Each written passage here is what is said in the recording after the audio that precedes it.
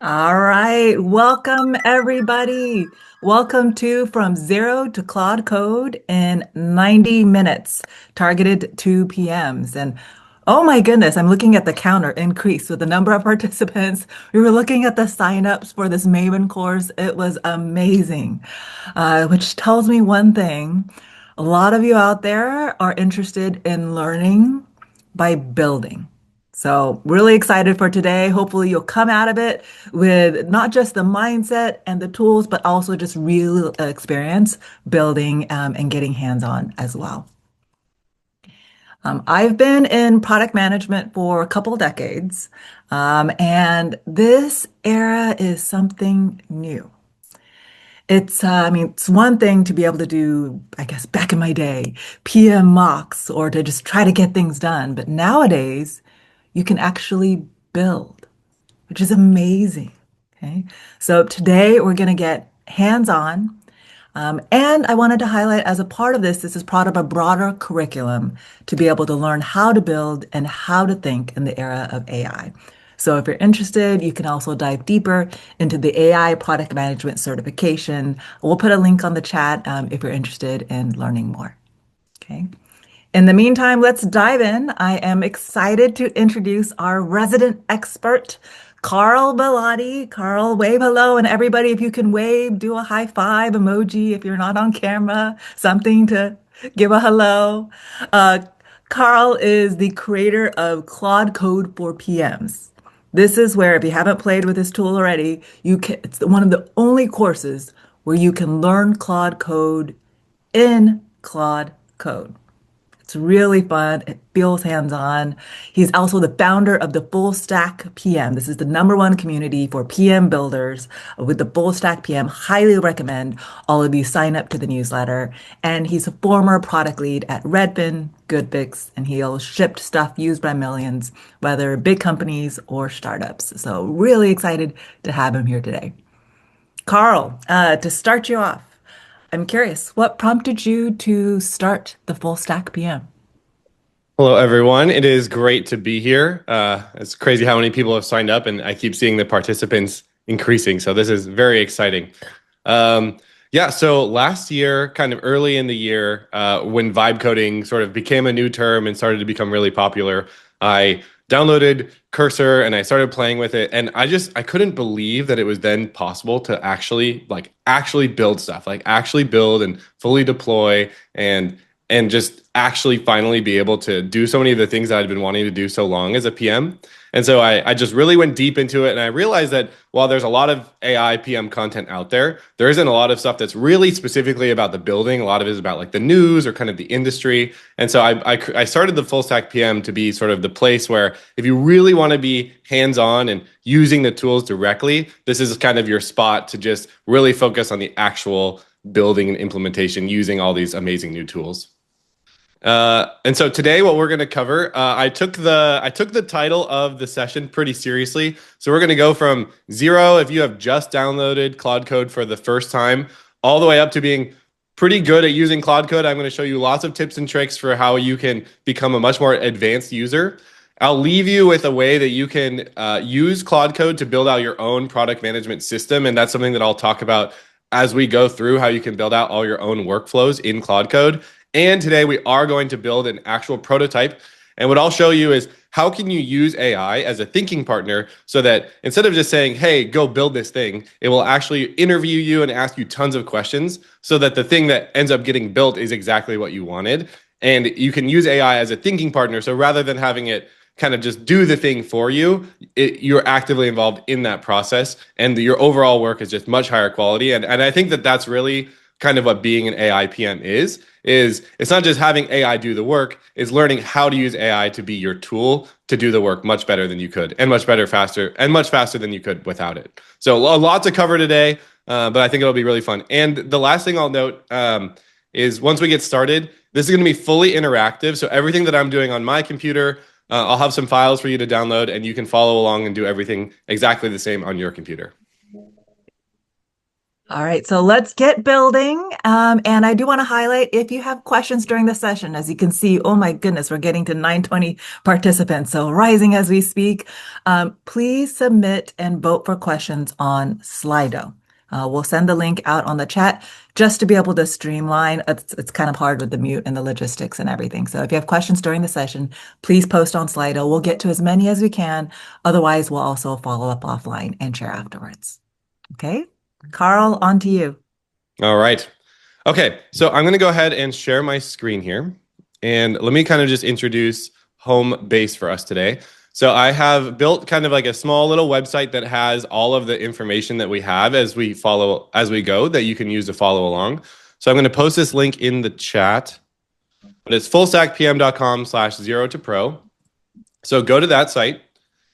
And hopefully you saw that there were some pre-instructions yesterday for you to go ahead and download the two things that we need for today, which are Claude Code and Cursor.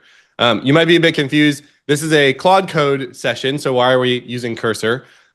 Cursor, besides all of its nice AI features, is just a really nice way to be able to view files. And it's just a good editor. And so as we go through the course today, most of the editor stuff that we'll do in Cursor, but we won't be using any Cursor features. We'll just be using Claude Code. So if that's confusing, I'll kind of hit on that again as we go. And then as we kind of go through this whole course, I'll really clearly say like which part of the course we're doing, so you know the exact prompts that you can copy in. And we're going through a real scenario. So you can download files that are kind of realistic files as if you were working at a company, and that's what those prompts will be used against. So I would say, I don't want to spend too much time on this because we do have a lot to cover, but if you have not installed Claude Code or Cursor, I can give you some quick tips on how you can do that. For Claude Code, the easiest way is if you go to the website here, depending on if you're on Windows or Mac. If you are on a Mac, then the first thing we're going to do, so this is our first kind of instruction for the day, is we need to get our terminal open. So the fastest way to open your terminal is to do, and this is on Mac, I think it's similar on PC, is Command space, and then we're just going to search for the terminal.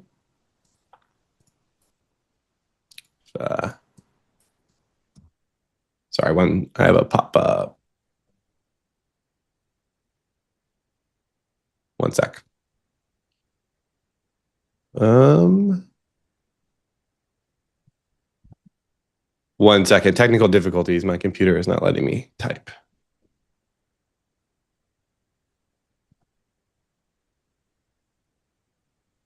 Let me stop sharing for 1 second so I can figure out what is happening. Okay.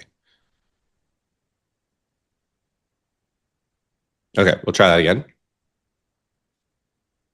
Okay, so open your terminal.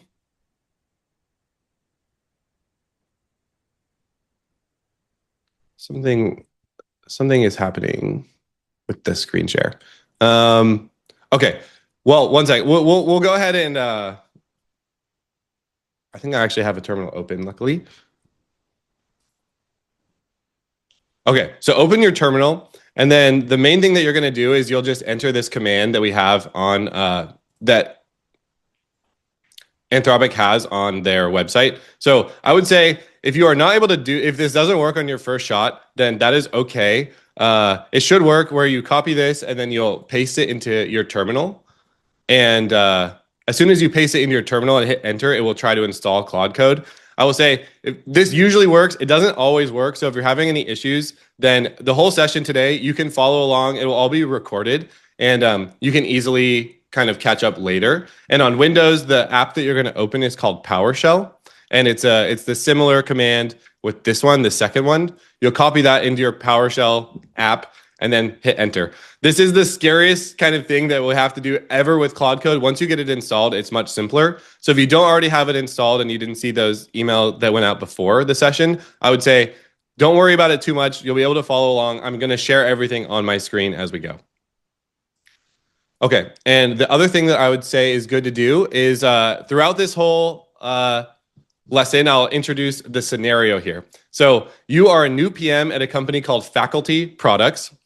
You're all muted, so I will just assume that you think that is as hilarious as I do. And you have just started here. You have just taken a role as a PM at this company. The role has been open for a couple months, and the manager is a good manager, and they've been doing the best job that they can, but they have just kind of fallen behind. And so they've hired you. You are this AI native PM. They really need you to catch up quickly. They're going to give you a bunch of files that are just kind of disorganized, and they're saying, okay, please take this, please figure out what we need to do, and please have a prototype. And they're going to give you a whole week to do this stuff. But because we're AI native PMs and we're using Claude Code, we're going to do it in 1 hour. So to get these files, you can scroll up to the top and click Download Starter Files. And then go ahead and just open that file and then unzip it. And then put it somewhere that is easy for you to access. So I now have this file here. It's called Starter Files, and I'm putting it on my desktop. So I'll give everyone a second. Download those files, unzip them, and then put it somewhere that you're going to be able to access easily. Okay, once you have that done, then we're going to do our first thing here, which is we are going to launch Claude Code with these files. So the easiest way to do it is if you right-click on that file, then there should be an option called New Terminal at Folder. So I'm going to go ahead and click New Terminal at Folder. It's a similar option if you are on Windows as well. So now we have that terminal open again. I think what's happening is that the Zoom keeps doing the waiting room thing. It might be better. Is it possible to make me not a co-host actually, and then just make it so I can share screen? Yeah, just for context, everybody, we have over 1,000 people joining this event, which is kind of unheard of in Maven Lightning event history. So, Carl, no pressure. Yeah, I think what's happening is just every time someone is in the waiting room, it's kicking my cursor out of where I'm at. So I'm gonna just for 1 second stop sharing. And Carl, then you're no longer a co-host, so it shouldn't be an issue anymore. Okay, great. Okay, all right. So now we have our starter files open, and if you already have Claude installed, then the way that you launch Claude into a file is we just type the word Claude. Okay, so and then I'm just going to give it access to this file. Hooray, we now have Claude Code open. So the initial setup of Claude Code, the installation can be a little bit intimidating. And then, you're in the terminal, so that can seem kind of scary. But now we are in the terminal, and you never have to type another terminal command ever again. Because now that we're in Claude Code, we're basically just talking to a chatbot. If you've ever used ChatGPT or any LLM, it's just the same. So we say hi.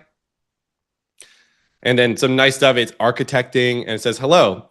One thing, I'm using an app called Whisperflow, which is just kind of a way for me to talk, and it will type as I go. Say hello to over 6,000 product faculty students joining us for a live session. So we're telling Claude that we are in this live session. So if you've ever used Claude, or if you ever use any chatbot, this part is going to be very typical, and we're just doing it in our terminal. And then let me do a few things just to orient you into like kind of what you can do here in Claude Code. If you type /, it will show you some different commands. There's a bunch of different ones. You don't need to know all of them. The main ones that I just want to show you quickly, one is model. So if you do /model, it will show you the kind of like main 3 models that Anthropic creates, which are the defaulted one that you'll be in is Opus 4.5, which is the most powerful model. Sonnet is kind of the mid-tier model that is also still very good. And Haiku is sort of just the fast model that you do for very quick tasks. If you are on a pro plan, which most of you probably are for Claude, I recommend today just switching to Sonnet, and I'm also going to switch to Sonnet. This just makes sure that we don't like use up all of our usage limit before we get to the end. And Sonnet will definitely be able to do everything we need to do. So first thing I'm going to do here is just switch to Sonnet. And the only other thing to know is that if you type clear, then it will just go ahead and basically start a new session for you. So now it's as if we just started. If you're in ChatGPT, you click a new chat, and now we have a new chat going. So we'll do that a few times throughout, just so that it knows that we're starting a new conversation. Okay, so that's just to kind of get you oriented quickly in how to use Claude Code. And let's do our first thing as we try to get onboarded into faculty products. So as we go throughout this whole course, you'll be able to just scroll, and then the exact prompts that I'm going to use are on this page. Again, that's fullstackpm.com/0to-pro. And you can see that up here. and I'm just going to copy these in. So this first one says summarize company overview. What do I need to know as a new PM? Okay, so what is this actually doing? Well, here's the file that our manager gave us. It has some different text documents. It has some research. It has some templates. The way that you can have Claude read a file is you use the @ symbol. So when I type @ and then I start typing, it will just sort of search whatever the files are in the folder that we have Claude open in and find those. So when we do this command, please read company overview and tell me what I need to know as a new PM. Then what it will do is we can kind of see it's using its read tool here, and it's reading that document, and it will then kind of give us a summary. And the next thing that we'll do is I'll show you how you can actually read these documents.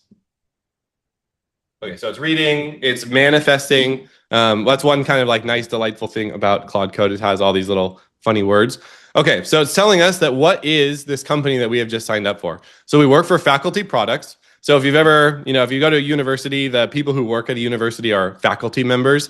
So our main product that we have here as PMs at Faculty Products is GradeFlow, which is a course management platform for over 200 universities. So just for context, you don't need to read the whole thing, but that's kind of the scenario that we're going through today is we are building a tool that helps professors work with their teaching assistants, or otherwise TAs is the other kind of word you'll see throughout. Okay, so that's great, but you're probably wondering, how do I actually see this file and what is .md? So what we're going to do next is the other instruction for you to know for today is we need to open these in an editor. So you can do everything that we're doing today.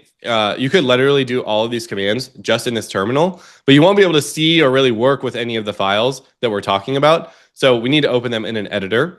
My recommended editor for today is just going to be Cursor. If you've heard of Cursor, it is like one of the other most popular AI coding tools.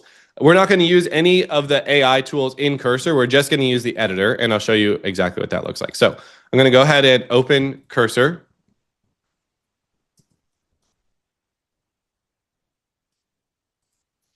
And once you have Cursor open, you're just going to find that same file that you downloaded earlier. So for me, because I have a couple of them, it's the starter files, but for you, it should just be copy 3, but for you, it should just be starter files. We're going to open that. Oh, let me get it from the desktop. Okay, so now we are in Cursor. The first thing is you make sure that you are in the editor view. In the upper left, there'll be agents versus editor. Agents is kind of like the thing that Cursor is building for their own kind of Claude Code type of agent experience. But today we're just going to be in the editor. And then the other thing that can be kind of confusing when you first open Cursor is they have this chat pane over here. This is not Claude Code. This is Cursor's own AI feature. So it's the same model, but it's kind of through their system, and you have to have a Cursor account. We're just going to close that. So if you go to the upper right and you look at this Cursor symbol, there's a toggle AI pane button. Click that, and we're just going to close it. Okay, so this is basically what every editor that you ever work in is going to look like. You'll have this main workspace here, and then we have these files. And these files that we have on the side, these are the exact same files that we just opened here. It's literally the same. Like if we deleted it here, it would delete here. So this is just basically opening that folder in Cursor. So I'm going to close this because now we have it all here. And if you click on any of these, so a .md is a markdown file. And that is just kind of like the standard type of way that all documents are formatted kind of in the back end. And so when you're in an editor like this and you click on one, then you see that raw markdown. And as you get better with Claude Code, it becomes easier to kind of like just parse this, but it is a little bit hard to see. So when you're in Cursor, and this is pretty much the same in all editor, if you right click and then you click this open preview button, it'll display that in a much nicer way. So this is how you would typically see things like if you're in Google Docs or Confluence or any sort of like editing platform. Okay, so we have our editor, we have a file open, but how do we actually get Claude Code in here? So we had the terminal open outside of Claude Code before, but we need to open the terminal inside of Cursor. So the main way to do that, if you just have this kind of view open here, there's this button that says Show Terminal. So we're just going to click Show Terminal. If you don't see that option for some reason, it's also very easy. In the upper left, there's a terminal button. You'll just click New Terminal. Okay, so now we have a terminal open. And remember, the only terminal command you actually need to know, really, once you have Claude Code installed, is just the word Claude. Okay, so the exact same thing when we had the terminal outside of Cursor open, we now have Claude open inside of Cursor. My preferred way to kind of do this is if you click like where we see this little terminal symbol, I like to drag it onto the right. And this is my favorite setup where we have our files and everything that we're working with on the side here. We have our middle section, which is kind of like where we work with documents. And then we have Claude here on the side. So this is pretty similar, and this is why it can be confusing to that Cursor setup. Cursor often will also have this on the side, but we're going to close that and just have Claude Code over here. Okay, so I promise all the setup, that stuff is like the hardest part of just in general getting started with any new tool. The rest of the entire session, once you have Claude Code open in Cursor, becomes really easy. Because at this point, to follow along, all you have to do is from this website, just basically copy and paste the prompts in, and I'll explain what's happening as we go. Okay, I think we are good to go. I'll give everyone one more second just to like look around. I would say orient yourself just around kind of what is in here. We have some templates that we're going to work with. These are all new files. We have some research. If we look at these, our manager gave us just these like long, he had done some user research with teaching assistants and with professors, but he never really had time to go back to it. So we just have these really long transcripts. So all of this stuff is kind of just the mess that our manager gave us. And now we're going to start going through it with Claude Code. Okay, let's continue. So we already did our first command. We asked for the company overview. So now what we'll do is we're going to go ahead and do our first kind of like really awesome thing with Claude Code. So earlier I showed you that we could do the @ command on a single file, and we did that with the company overview. Instead of doing it with just one file, you can actually reference and have Claude look at an entire folder. So we have that research folder with all of these different markdowns. What we can say is we can tell Claude to read that entire folder and then summarize kind of the top 3 pain points across all of this research. So I'm going to just use this exact command, read. I'm going to type them out so it goes a little bit slower so everyone has time to catch up, but you can always just click this copy button and copy them in. So read all the files in research and tell me the top 3 pain points. Okay, so very predictably, this is going to go ahead and just read all those files. And then what we can also do in Claude Code is we can also have it create files. So we're going to say, save the synthesis to this document, user research synthesis. Save as user research synthesis. You don't necessarily have to say what you want it to be saved as. If you don't give it a name, then Claude will just choose a name, and usually it will make sense. But in this case, I'm just going to be very explicit so that we have it for the rest of the lesson.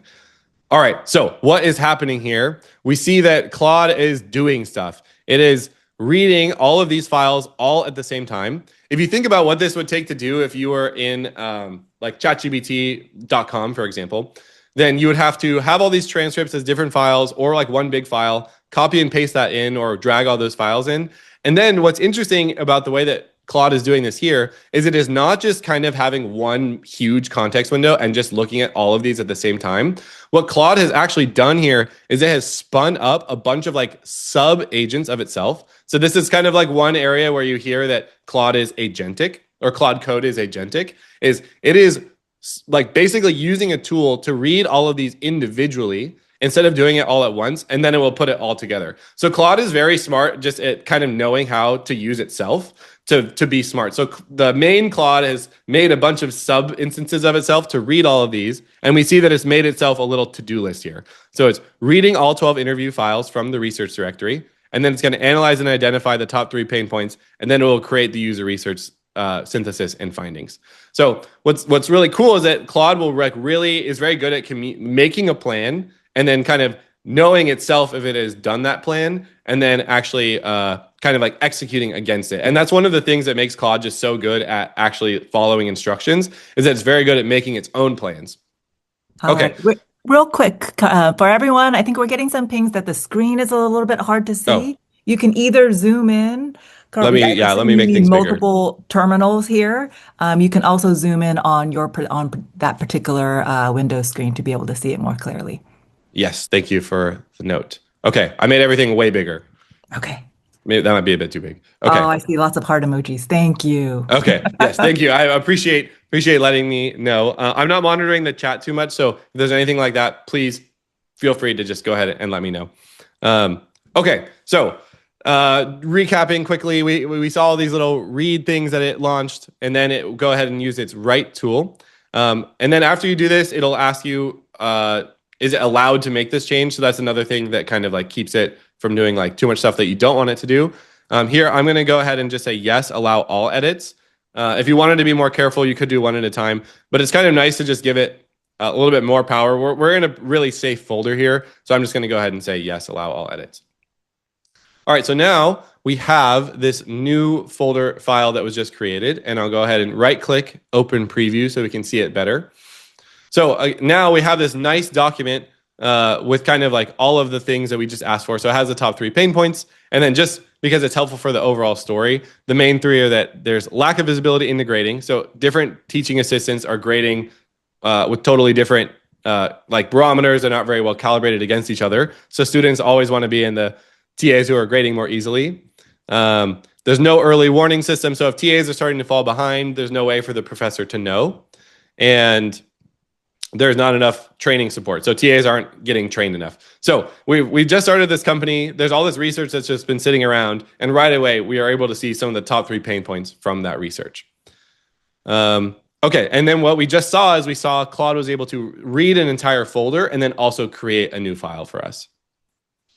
Okay, so let's kind of continue here. Let's say that now we want to take this file that we just created, this user research synthesis, and we want to actually, how does this, what we've learned, we have this document that our manager gave us called Q1 goals, which is kind of like what overall is the company working on?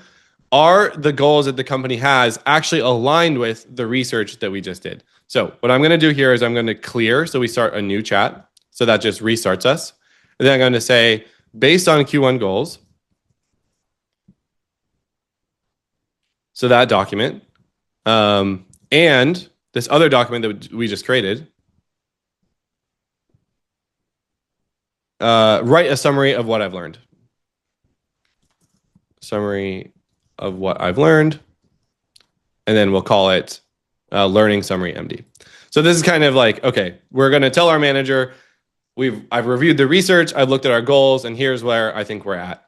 What's cool about this is that we have this Q1 goals document that we can just reference at any time with Claude Code. So if you imagine, like normally when you're working with an LLM, you want to say, okay, we have this research, we have this document, but then maybe your Q1 goals lives like in some like Confluence page or some deck somewhere. Then now you have to sort of maybe, like what I would normally do is I would just type like, okay, hey, here's our user research synthesis, here are our goals, but it wouldn't necessarily be like the full goals. Whereas here, when we have this document that is just in our system that we can reference whenever we want, it's really easy to kind of match up and just give that LLM really good context. Because this Q1 goals document, it's very thorough. It has all of our goals and our risks. And of course, this could be more detailed if you wanted. And so because we have this as like a static document that we can refer to whenever we want, using this @ symbol, and with Claude Code, we can just easily provide that context right away in a way that you really can't do in any sort of browser-based tool. Okay, so it created Learning Summary for us, which basically is going to say, hey, okay, here's what we found in the research. Does it actually match?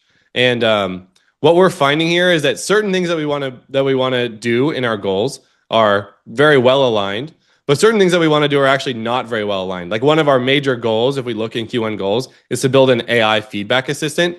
When we actually look at all of the research, there's nobody that's really asking for AI tools. Really, there's a lot of other things that we need to fix beforehand, this is probably kind of a common thing, is that if you're going to build a tool that uses AI, you need to make sure that it's actually solving the right problems and isn't just kind of like slapped on there. Okay, so now we have this learning summary, and we've now seen how we can use this static document and then something that we created to create a brand new document.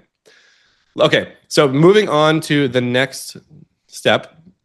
Our manager, we just remembered, this is, we just asked Claude to say, hey, can you go ahead and can you just make this document for us?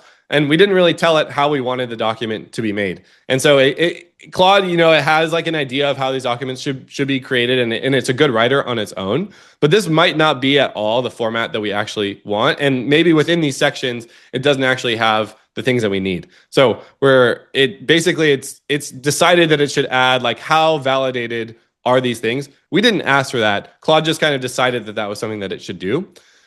And normally when you're working at a company for your PRDs and for your one-pagers, you probably already have templates. And so another thing that's really powerful you can do with Claude Code is we have these templates folder. And this is another thing that you can just sort of create once and put into your system. And now we have these different templates for all these different types of sort of information that we want to present in a specific way. And then we can also add rules for Claude so that when it is creating this template, it has an idea of what should actually go in there. So here we're going to use the manager had their one-pager template. And so what we're going to do is we're going to tell Claude to take that document that it just created, the learning summary, and instead of just having it be in its own format, we're going to have it put it into the format that we actually want it to be in. So we're moving on to 1.4 here. So put learning summary into the format from one-pager. Learning summary into the format of one-pager. And then we're going to call it the one-pager learning summary. One-pager learning summary. So again, this is just kind of showing how when you have these files that exist kind of like already in your system, it's really easy for you to just combine and mix and match them in any way that you want. And the other thing that's cool here is that because we have these as like documents that are already in here and we aren't every single time typing them from scratch, we can easily update them so that the next time we run any of these commands or we want to do any of these things, we can just update this in one spot. Let's say that our one-pager template, we got some feedback that certain sections weren't clear, or we've been noticing that people are really getting confused at a certain part. Within that section, you could add some bullets for rules so that next time Claude you need to write a one-pager with Claude, it will have those rules, and now you have that saved forever, and it's not something that you have to remember each time. So this is just another way that you can continually improve and build out your system by having these documents in here and then iterating on them over time. Okay, so we have our one-pager learning summary here. I'm going to go ahead and find that on the side here. Okay, great. So now we have that same type of thing that we just had before, but this is a much better format. Like if your manager was expecting this to see it in a specific format and then you came up with this completely other format, you know how managers can be. They might be like, oh, this isn't how I want it, or I can't comprehend this. So now what we see is in key insights, grading consistency is the #1 pain point. Workload issues are discovered too late. So this is a little bit more comprehensive or a little bit more like kind of easy to view than the one that we had before. And so now we have a specific recommendation of which goals from the company goals should we focus on, and then what else could we do. Of course, throughout this whole process, you'd want to like really make sure you carefully read anything before you send to your manager. And we're going to talk soon about how you can kind of be a little bit more of a partner in this process with the AI. But this is just showing how can you use templates to kind of transform information from one type into another type. Okay, so now let's say that we read this and we're going through, and we're actually, one reason we don't feel great about sending this to our manager is that AI usage in the workplace, of course, is becoming more standard, but you never wanted to just see like, oh, if there's too much AI writing, and honestly, or but here's the thing, or stuff like that, then it just really reads as AI, and people are getting much, much better at that. And maybe it's just really not written in your style, or it doesn't sound like AI. Another very similar thing that you can do to a template is you can also have a prompt that says, okay, here is my writing style. So this is how I like to write. Here are the rules for Carl's writing. You can create a writing style document. And now we're going to do one more transformation of this document that we just made. And we're going to say, rewrite the one-pager learning summary using my writing style. Rewrite one-pager learning summary in the style of writing style. And then we're going to call it, okay. So in this case, so far what we've seen is we've mostly just had Claude create new documents.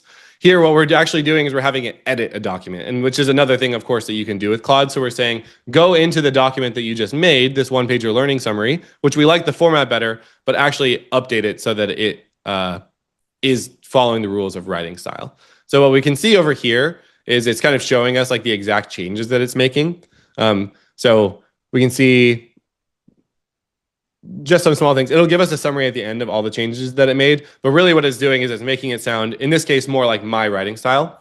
What's cool here is that like when you're on social media or you're seeing all these different prompt databases and stuff like that, prompts can be very hard to just use and manage. Like you might see a really great one when you're on Twitter or you're on LinkedIn, but what do you actually do with it? Most people don't really have like a great organization system for how they are actually going to figure out how to use these prompts. What's awesome is that if you have like kind of here I have it in templates, but you could also have a folder called prompts. You could have those prompts so that whenever you want to reference one, you can just say, hey, please use this prompt on this document, or hey, use this prompt to help me think through this, depending on what the prompt is. And so this is another way where you can just have those things stored in your system, and then you can use them really easily whenever you want. Just pull them in and kind of point Claude to them. And so it's a great way to actually use all those prompts. And one thing that I found is very interesting is that I feel like early AI days was all about prompting, and now we've kind of like moved up a couple layers into like the agentic and like building agent systems.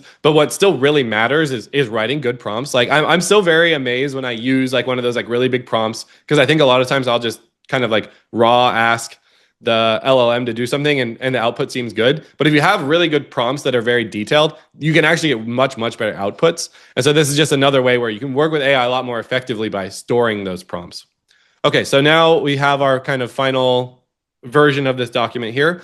We have gone through a couple steps here. Now it sounds like a human. It's really well written. And Claude Code is kind of explaining all the different changes that it made here. So it took out some of the jargon, use active voice, just stuff that makes the writing better. Okay, so now we are happy with this document. Let's just go ahead and look at that in a more nice way. We've sent it to our manager, and he says, good to go. Please go ahead and update the teams on kind of like what you found and what you think we should do. So normally what you would do here is you would, let's say you needed to send an email to execs, you needed to send a Slack message to your team, and then you also kind of wanted to just start building out like your own, maybe you have like an own internal wiki for where you store these types of documents. Normally you'd have to go through and manually write each of those, or if you're using AI, you could say, hey, please write a Slack message with this. Hey, please help me write an email with this. Make sure it has like a specific ask for executives. Help me write the company wiki. But the kind of thing to really tie this all home or bring this all home is we can do all of that at the same time. So what we have here is we have a Slack template. Again, this is sort of has like all of the rules that we want to make sure that it follows, and something that we can update over time. We have a email template, and we have a company wiki. And what we're going to do is we're going to have Claude do all three of those transformations all at the same time. So if you're following along, we are in 1.6 here. So we're going to say, take this document that we made and create three. I'll make this bigger as well for everyone.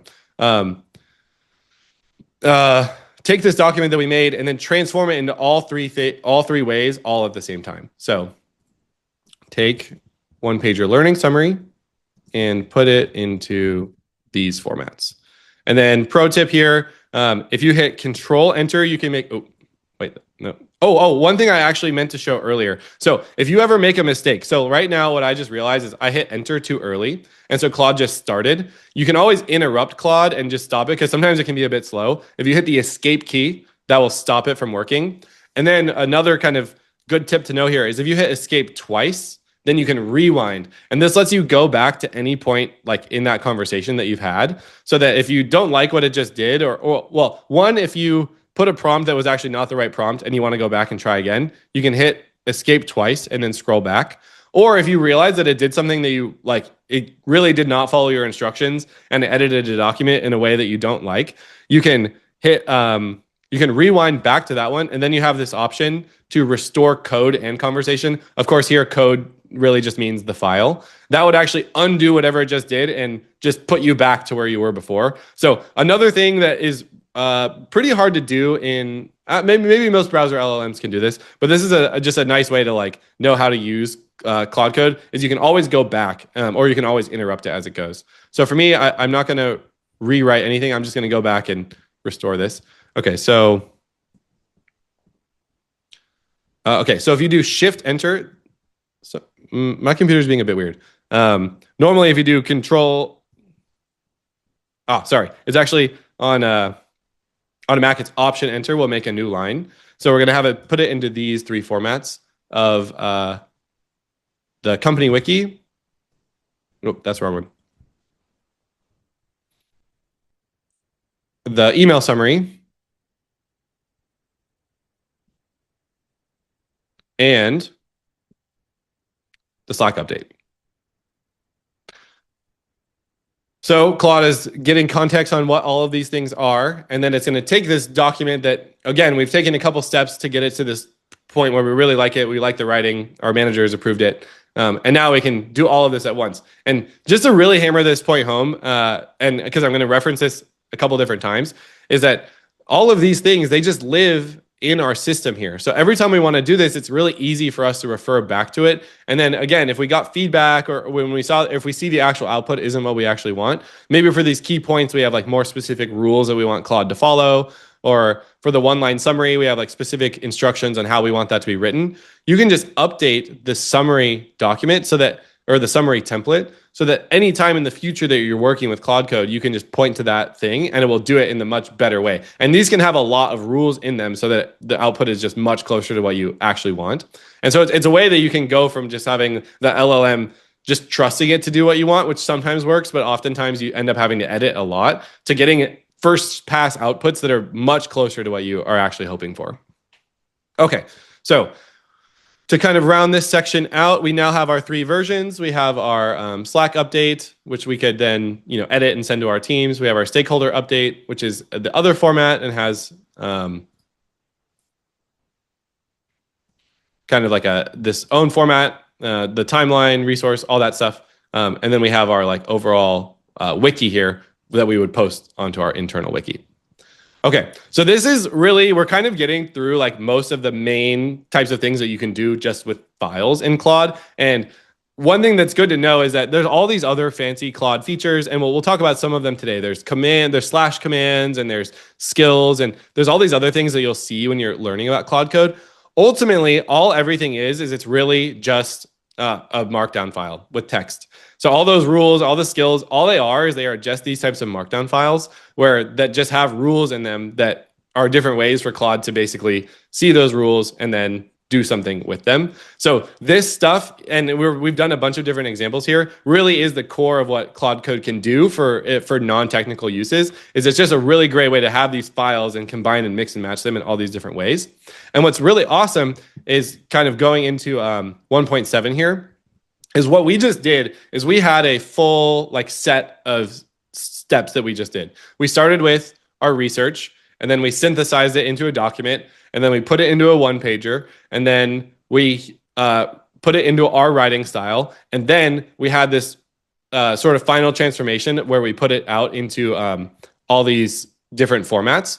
That is a workflow and with specific steps. And so what you can do as you kind of get better at using Claude Code is you can build out your own workflows, and then you can have a document that just explains that entire workflow. So here we have this other document called workflow that shows, okay, all the steps that I just talked about: synthesize, summarize, format, humanize, and then distribute. And so what you could do is right here, we've really been in the loop at every single step of saying, okay, first do this, then do this, then do this.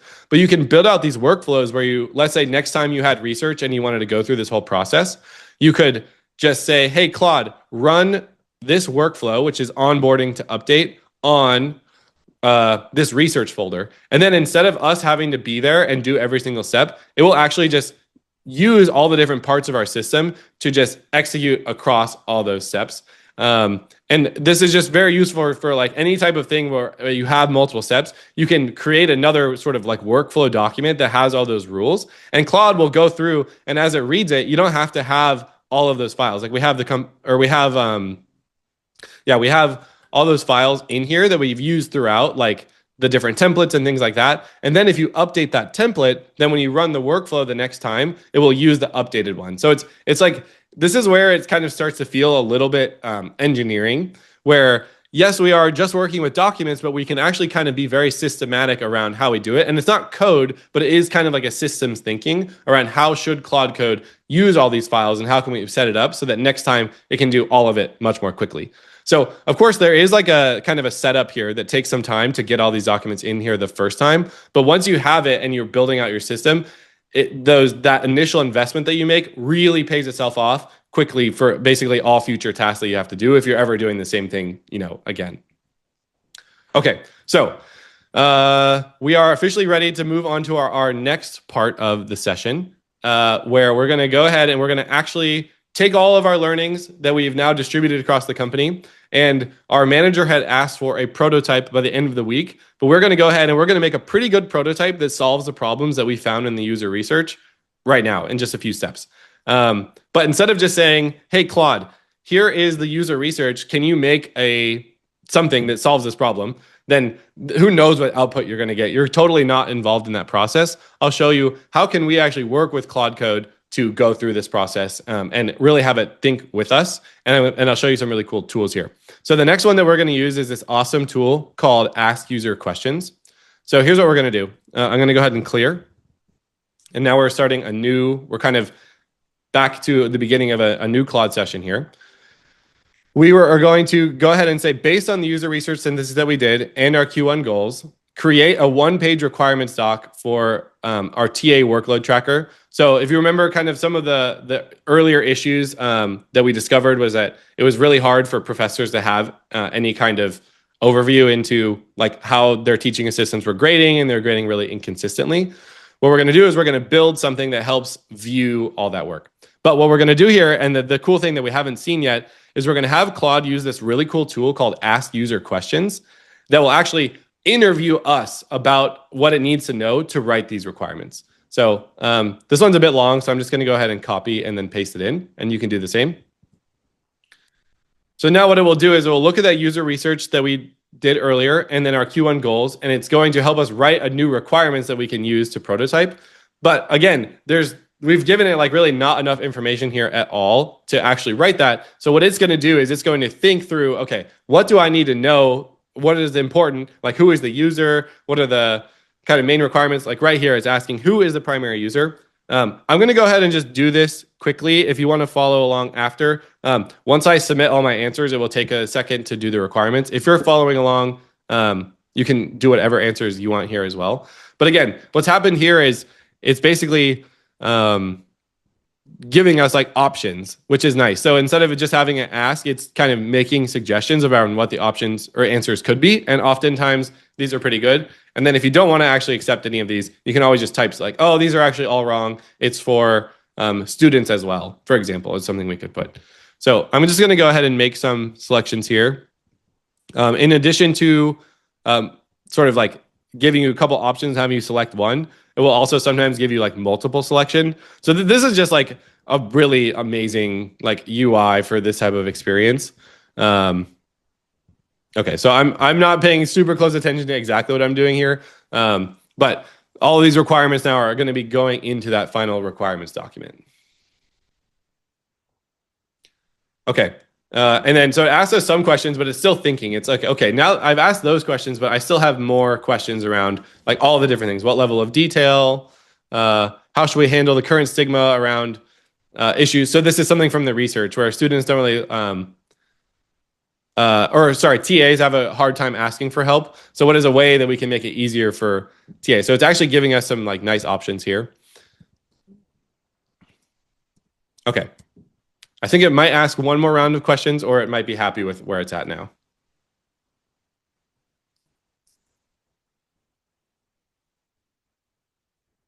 Okay, it's asking us more questions. I've seen these examples where sometimes it will literally ask you like 67 questions. In this case, I asked it to ask me a lot of questions.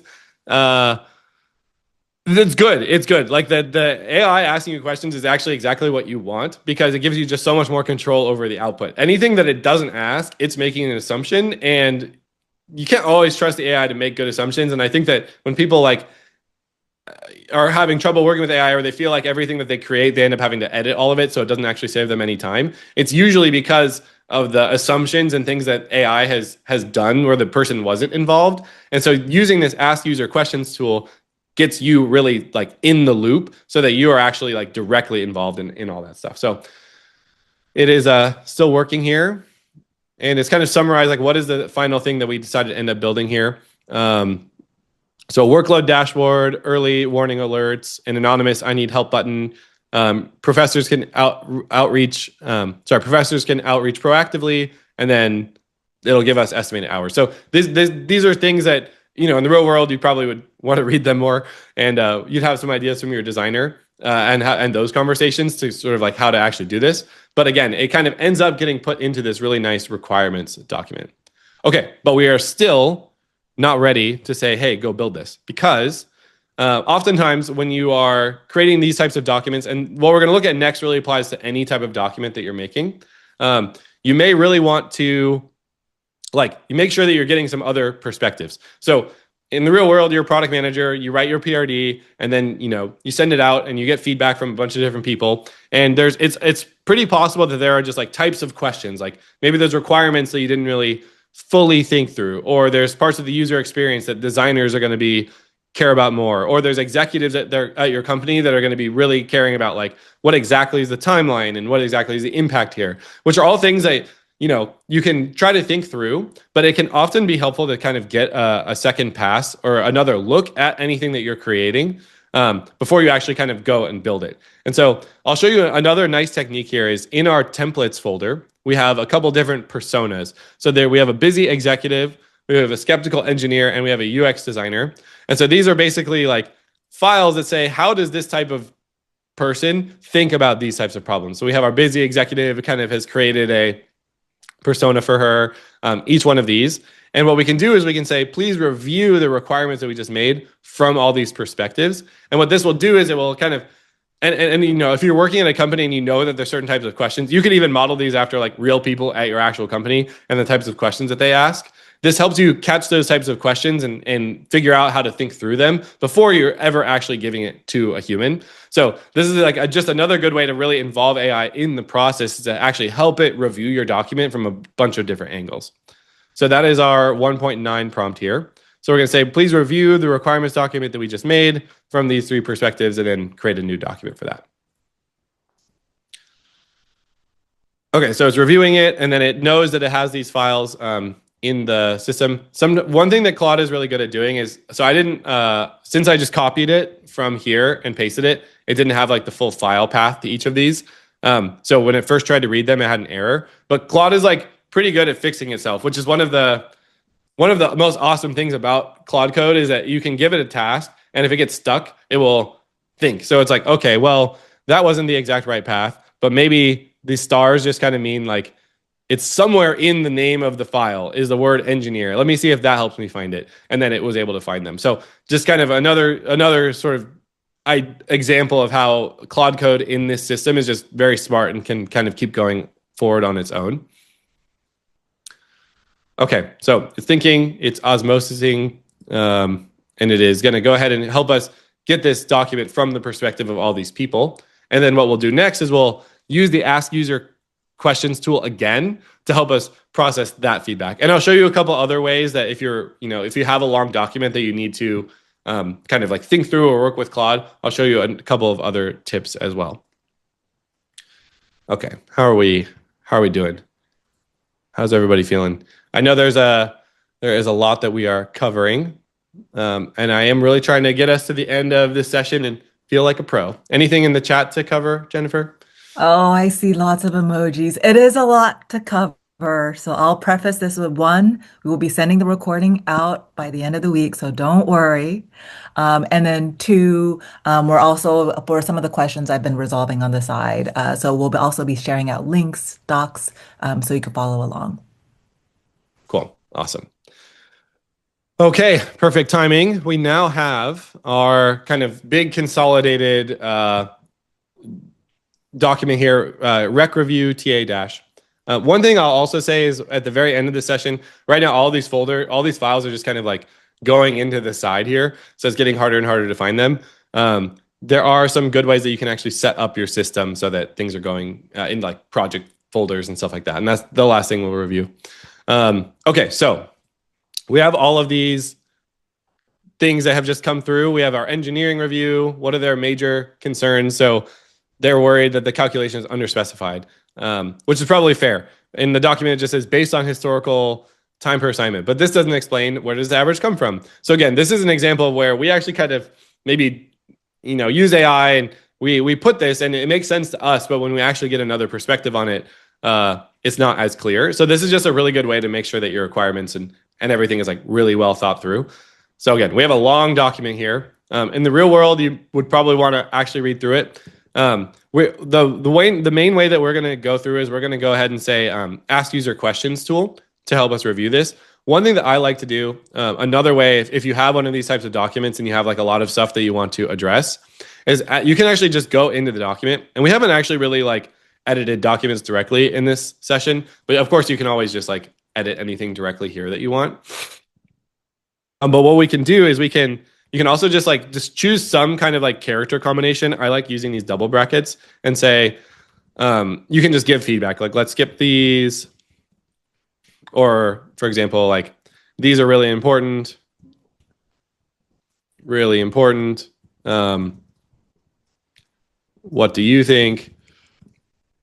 And then what you can do is you can tell Claude, hey, I have just left a bunch of comments in these double brackets. Can you like look through them and then help me think through them and then edit the document with the clarification? So that's one way where if you don't want to just like have to like copy and paste like, hey, with this section, what should we do? With this section, what should we do? You can put it in, and you can use any character combination you want, just anything that will make it obvious to the LLM that it is separate from the main text to kind of review that.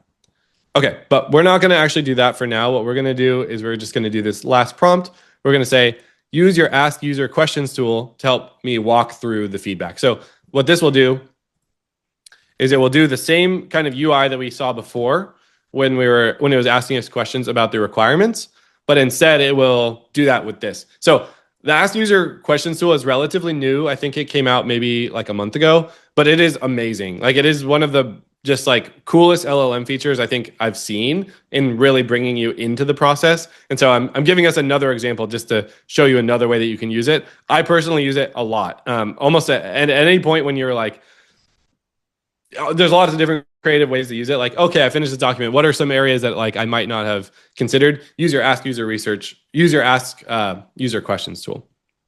Okay, so it's asking us, it's kind of going through all the feedback here. I think it'll go through one by one of the personas. Again, when you do this on your own, it's kind of fun. All the answers that you do here will actually end up being put into the requirements. So just to kind of keep us on track here, I'm going a little bit fast. But it is cool how all of these things are actually going to be updated in the requirements and then used in that final build. Okay. So I'm just making choices here. So far we've answered the exec and I think the engineer and the designer, and then the last one will be the exec. So again, it's reading requirements. It knows where the feedback is. It's photosynthesizing. Oh, great. Actually, it already asked everything.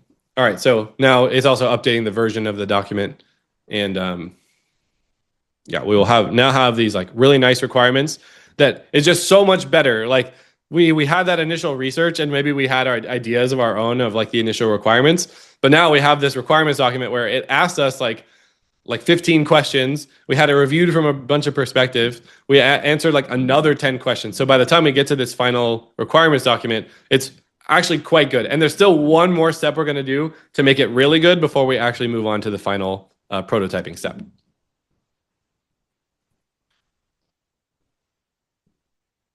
And this is just another area where, with your own system at home that you're building out for your own work, you can really mix and match and kind of combine all these in different ways. If you wanted more or less personas, if you wanted it to be reviewed with one of those prompts that you found online, any of those types of things, or you've come up with your own prompt that you find works really well. Those are things that you can save into your system and then just easily refer to anytime you want to do this type of stuff.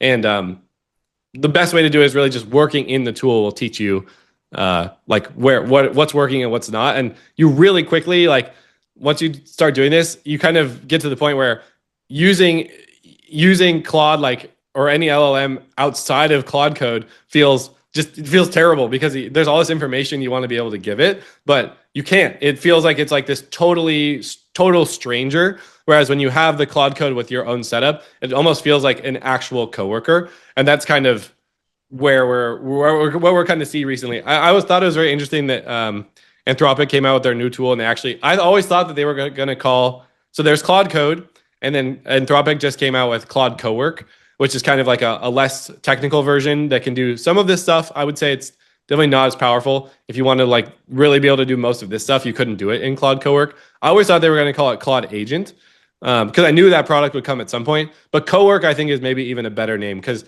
as you can see, it's like really it's almost like an LLM that actually has like full context in everything, much more like a coworker than just sort of like a blank LLM. Okay, yay! We're almost there, everyone. We have this really nice requirements. We have all these updates. The last thing I'm going to show you in terms of just like this demo is we're going to use plan mode, which is the last thing we haven't talked about. So far, we've just put stuff in and then Claude has just done the stuff directly. And sometimes it will make a plan and show us, but it's not really like actively making a plan first. So if you hit Shift Tab, then that will put you into plan mode. And what this does is this makes it so that Claude literally is totally unable to edit any files. I think one thing, if you've ever worked with like, if Claude Code or if you've been in Cursor using AI, a lot of times you'll say, hey, how does this work? Or it's like, hey, is there a bug here? And then it'll say, oh yeah, there is a bug. Let me fix it. But maybe it's not going to fix it in the way that you want. Plan mode makes it so that it can read files, but it actually can't edit them at all. So it actually has to plan. So we're going to switch into plan mode, and then we're going to do our final thing before we actually have it build. So we're going to say just, switch to plan mode. Okay, so we're going to say, please build. So please, one other thing I'll call out here. So one issue that many people, like if you've ever prototyped with AI before, is if you're presenting it at your own company, it's hard to kind of get it to look like the things that you have at your company. So you have this new tool, but it doesn't, or this prototype, but it doesn't really look like whatever your actual app or company's product looks like.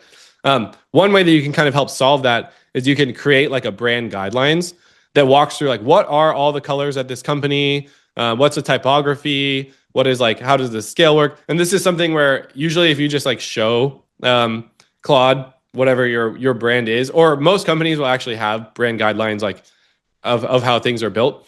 Or how things are supposed to look. If you give that context to the LLM, then when it actually goes to create the prototype, it will use that instead of just kind of doing it on its own.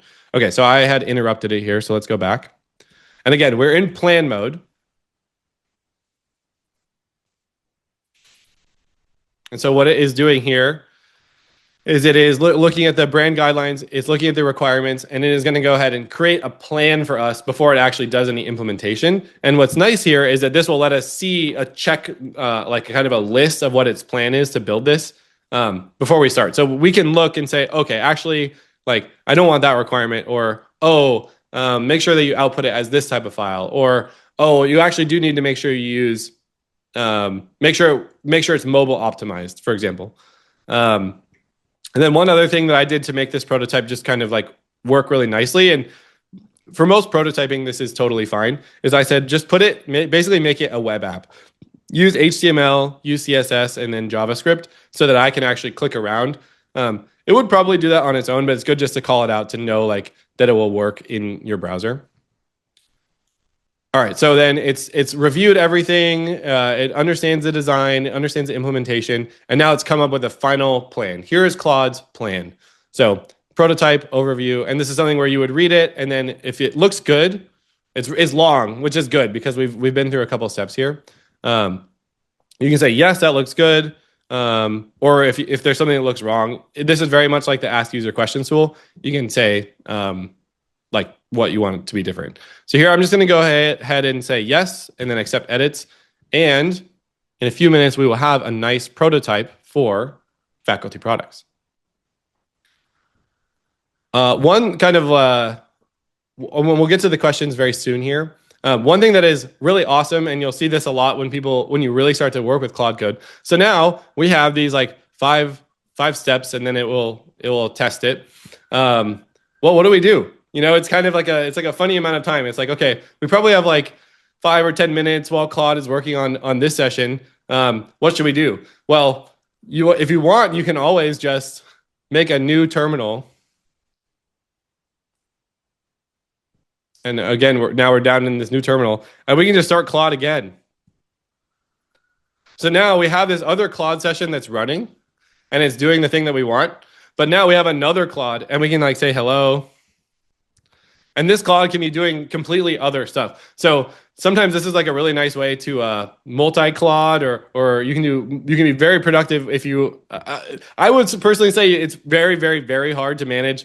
More than 2 is like almost impossible. But you'll see all these setups with like engineers who have like 50 different Claudes up, and each one's like working on different things. And the coordination of all those things is kind of where you start to see these like crazy agent setups. But that's one thing that's nice, is that you can always kind of easily have multiple Claudes going. So you can ask like multiple questions, or if you don't really need to see this right away, you could start it and then go work on something else and check on it later. Okay, so the last thing that I'll cover for today before we kind of conclude and move to questions is you're probably wondering, okay, so we have all of these like files and things in here. The 2 biggest questions that people ask are, one, how do I get my own like files and stuff like that? How do I actually like make this happen for myself? And then the other question is, what is like a good setup for my own system that I want to build out over time and use? So the main 2 answers for that, one is that you've probably heard of MCPs. So an MCP is a multi-context protocol. I think I need to double check myself, but that basically is a way that lets LLMs talk to almost like any product. And so most major products now, like anything that you're using, like Notion or Google Drive or Confluence, anything like that, they all have their own MCPs. Yeah, model context protocol, which is just a way that it's a really kind of like pre-built way for LLMs to be able to interact with other things. And so if you set these up, then you can pull files in from any of these places, and then you can also push files back out. So this is just a really nice way to like actually build out your system with your own documents. Different companies will have different rules around like which ones you're allowed to use, so you'll have to see. I'll just demo this really quickly. If you've ever used a product called Linear, it's basically like a newer, kind of nicer Jira. It's really, really easy to add MCPs. You almost always just Google like company MCP. And these days, because so many more people are using agents, almost every company will have an MCP. So for example, here is Linear's MCP page. And they have a really nice, just kind of like 1-line command. So I'm just going to copy this command. And we'll clear just to have a new session. Please help me set up this MCP. So we're just going to use this command that we got from Linear. And almost all the time, like some of these might feel a little bit more technical. For example, if we go to the Google Workspace one, there are more steps that you have to do to make this work. You can almost always just say, copy this, and then paste it into Claude and say, hey, help me set this up. And it will walk through all those steps with you. Okay, so what we're seeing is that Claude is running that command to add Linear into our project.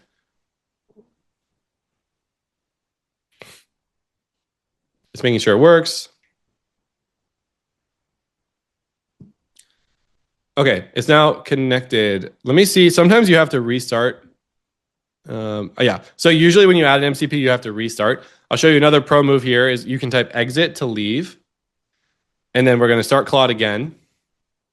And then if you ever want to go back to a session from before, /resume will let you see any of those conversations. These are all the ones that we've had today. So even though we had to leave Claude, we can still pick it back up.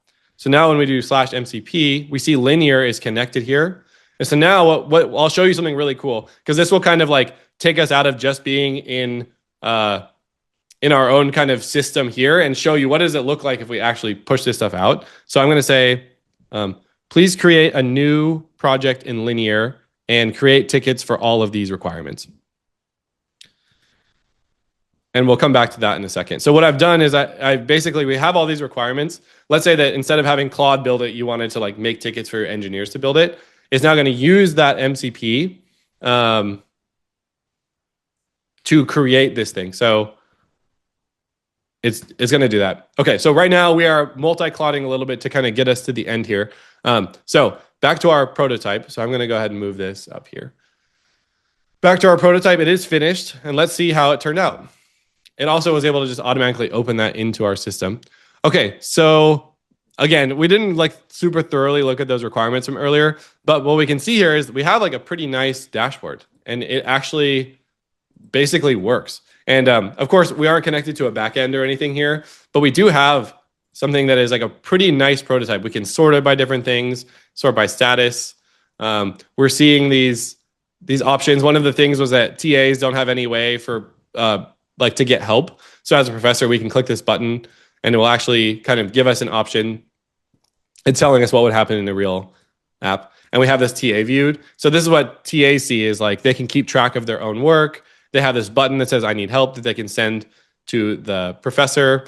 And then the professor in their view, they can see when people are experiencing high workload or things like that. So again, this is and again, because we gave it our design system, it's actually using like the design system of faculty products. So this based on all those requirements and things that we did, this is a pretty nice prototype that we could then share. We could like do a screen grab, or we could send that file over, and anyone could open this up on their own computer, and then they could see this as well. So that just kind of takes us through the whole prototyping flow, because that's something that everyone also wants to know how to do with Claude Code. And this is a pretty good first pass. And of course, you could always ask Claude, like, oh, I actually want to make sure that these are bolded, or here, the logic of this isn't how I expected, or we need to add different statuses. All of those types of changes, now you have that loop that you can just kind of continue to update with Claude now that it has that stuff in here. Okay. Oh. Yeah. All right. And I also just wanted to call out, and we'll go into Q&A soon, but I also want to thank everybody for helping each other out for some of the questions on Slido. Yes. Okay. So I will say, I think this is probably a good place for us to go ahead and move on to the last thing. I will show you, once it makes these Jira tickets, we'll jump over to there. The last thing I'll just cover, so we didn't have time to get to it today. The other main question that people often have is like, how can you actually sort of like build out your own system here? This last section, if you go to 2, shows you how to make commands, how you can build your own command. And then kind of the final thing that the biggest question people have is, how can you set up your own workplace structure? I have here at the very end, you can download what it would look like for the example that we went through today. Or if you want to have a blank version for your own, then you can also use that on your own. But basically, you want to just figure out how can you split up things like meetings, projects, templates. How can you build out your kind of own file structure so that as you work, it doesn't sort of get all disorganized like this. And then it just puts things into the places that you want so it can kind of stay clean. Okay.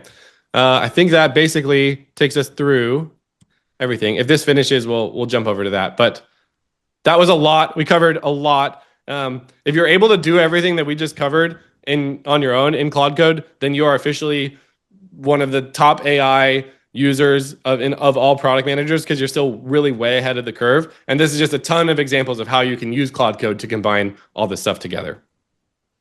Okay. Whew. Cool. Carl, any other tidbits?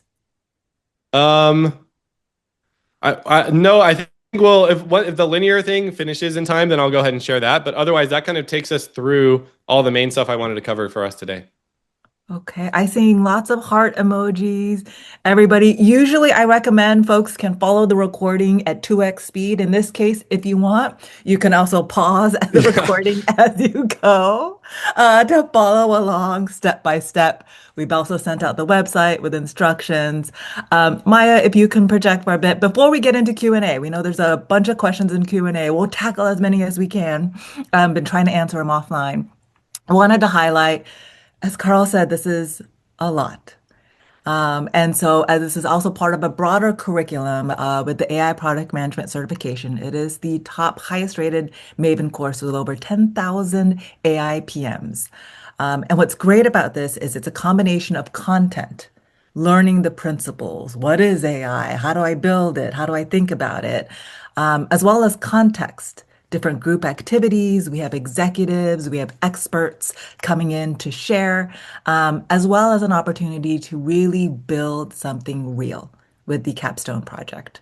It's a broad community, over 10,000 alumni, as we mentioned.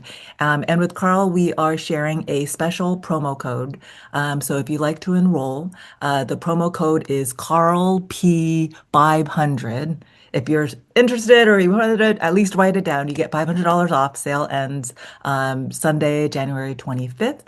And it's a chance to really get supported with the community as well as from experts like Carl to be able to really get hands-on with AI. Okay, and as we've been mentioning on the chat, the full recording will be sent out later this week. And many of you have also been seeing the step-by-step instructions and helping each other out. So I love it. Okay. With that, Carl, are you ready for Q&A? Yeah, let's do it. All right. So we'll project the questions. We've been tackling a few offline, and also huge kudos to everybody who's been also helping each other out.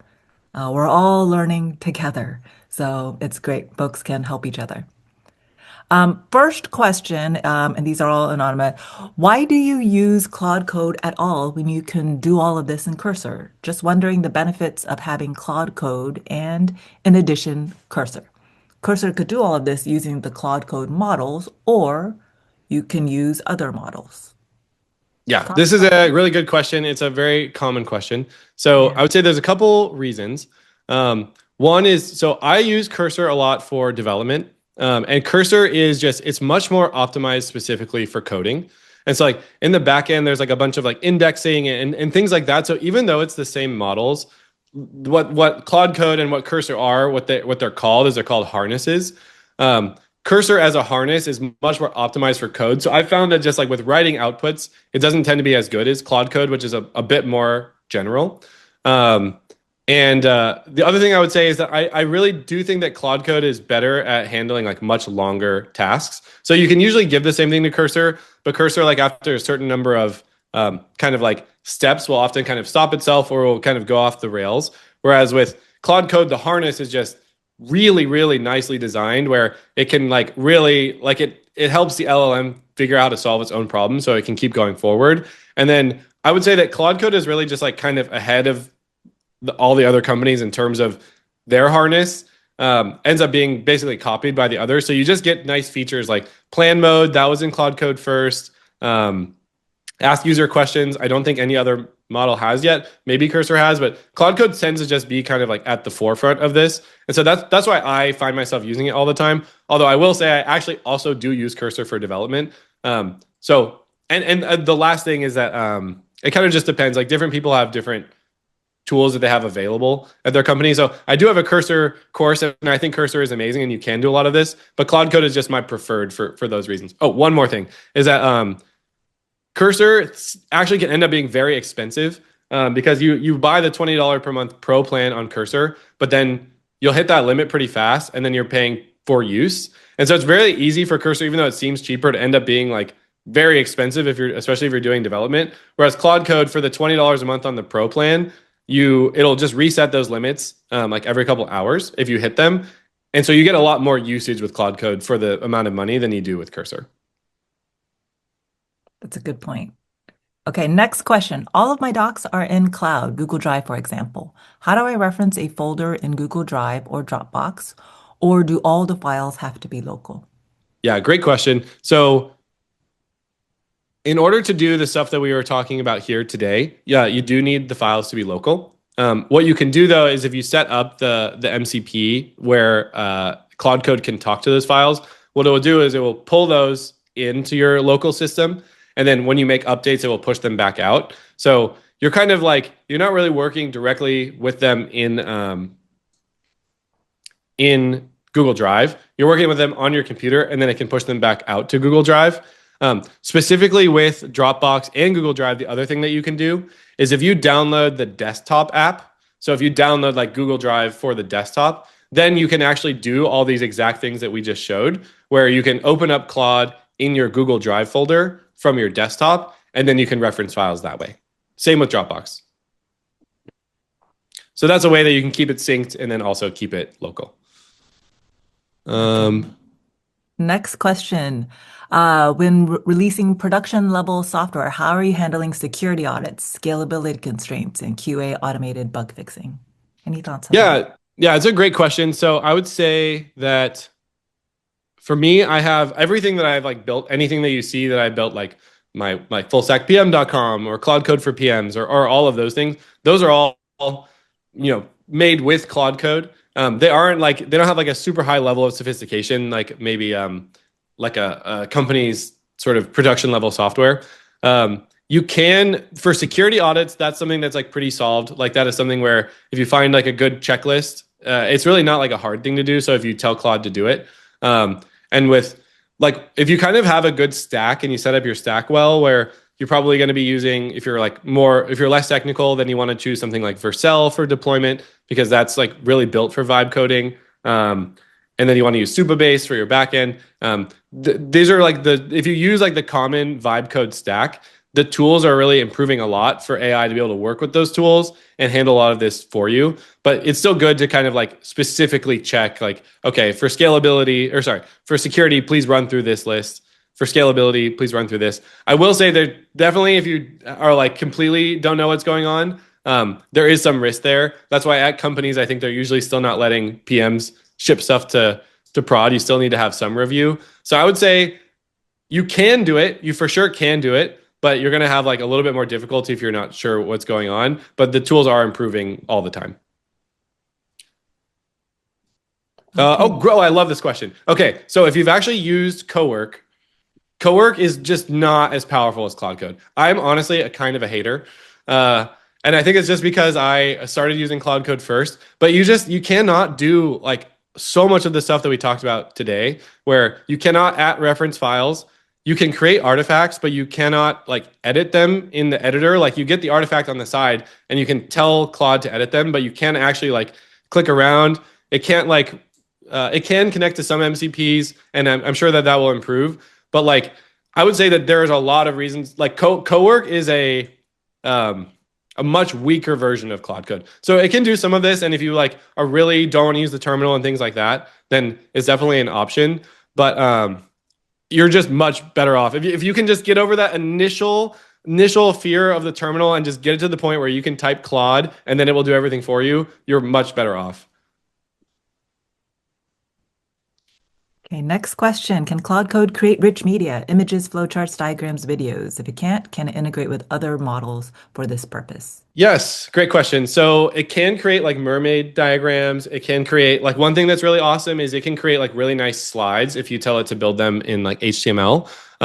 It cannot actually natively create images, but what's cool is you can use, for example, like Nano Banana, the Gemini model, which just makes amazing images. You can if you get the API for that, then you can actually have Claude Code hit that API to make images for that. In my Claude Code for PMs course, I think it's module 3, it goes through exactly how you can do that. So if it can do some of this like on its own, otherwise it can like hit an API that can do it for you. So it can create text-based things on its own and like website type of stuff. And then for videos and images, you can use an API to create those. Okay, I think we could do a couple more questions. So next one from Nitin. All the data in the package is in MD files. In real life, can we use PDFs, PowerPoints, Word, etc.? Is MD necessary for all of this? Yes, great question. So I will say one thing is that so Claude Code can read PDFs and it can read all this stuff.